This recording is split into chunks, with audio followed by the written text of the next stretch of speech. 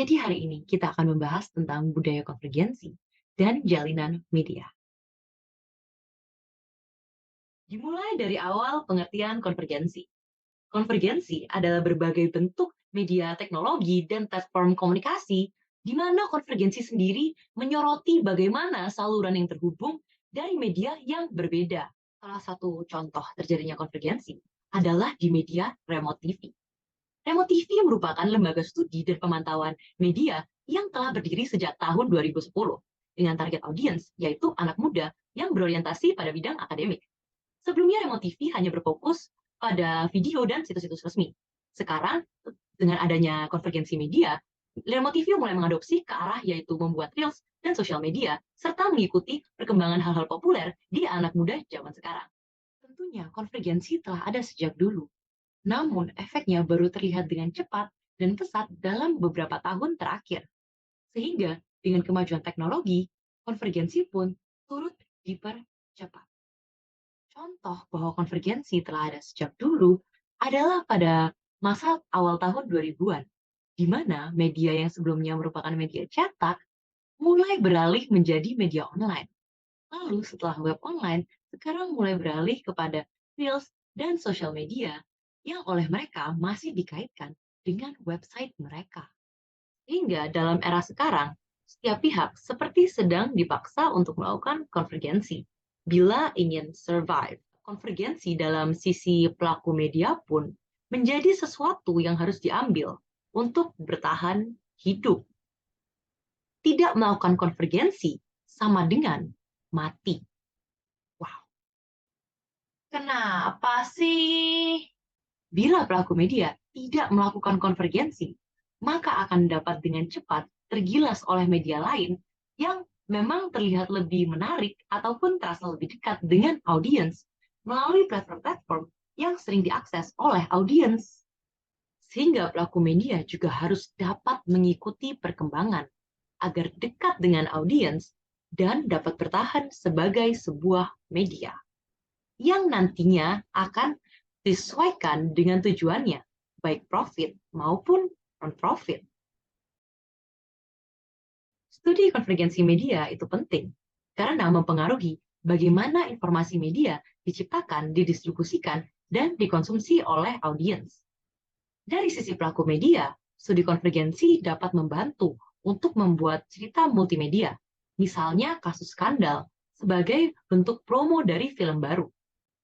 Selain itu, studi konvergensi juga dapat menentukan konten interaktif dan strategi pemasaran yang tepat bagi pelaku media agar dapat menjangkau audiens, sehingga dapat memupuk hubungan dan menjaga kedekatan dengan audiens. Jadi, kedekatan media dengan audiens itu sangat amat penting. Tidak hanya itu, konvergensi media juga telah mengubah peran produsen media dan konsumen dengan mendorong interaktivitas yang lebih besar dan konten yang dihasilkan oleh pengguna. Maksudnya gimana tuh? Dapat dilihat sekarang bahwa salah satu poin terbesar media dibaca oleh audiens atau salah satu hal yang membuat media itu menarik bukan hanya isi konten dari media itu sendiri, tetapi juga bentuk interaksi konten dari audiens. Ada jadinya bener banget. Aktor ini emang ganteng. Kalau aktor ini waduh, berita ini bahaya banget nih. Tanggapan orang-orang gimana ya? Sumpah parah banget ini orang. Eh, tapi dibaca lagi komenannya netizen ada benernya juga nih. Dia nggak sepenuhnya salah. Dari situ dapat dilihat bahwa interaktivitas dengan audiens merupakan hal yang sangat penting bagi media.